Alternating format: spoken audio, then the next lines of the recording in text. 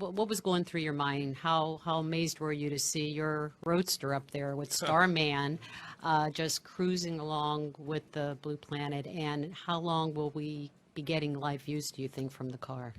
Well, I think it looks so ridiculous and impossible.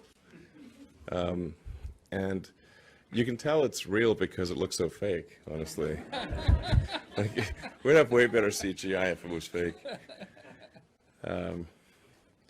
And you know, the colors all look like kind of weird in space. There's no atmospheric occlusion. You know, like everything looks too crisp. But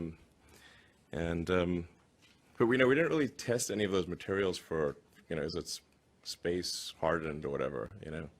So it just has the same seats that like a normal car has. It's just literally a normal car in space.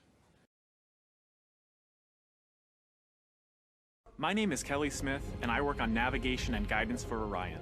Before we can send astronauts into space on Orion, we have to test all of its systems. And there's only one way to know if we got it right: fly it in space. For Orion's first flight, no astronauts will be aboard. The spacecraft is loaded with sensors to record and measure all aspects of the flight in every detail. We are headed 3,600 miles above Earth, 15 times higher from the planet than the International Space Station. As we get further away from Earth, we'll pass through the Van Allen belts, an area of dangerous radiation. Radiation like this could harm the guidance systems, onboard computers, or other electronics on Orion. Naturally, we have to pass through this danger zone twice, once up and once back.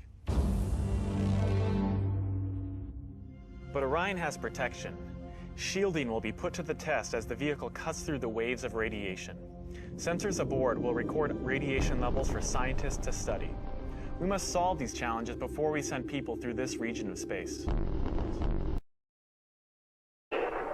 Manufactured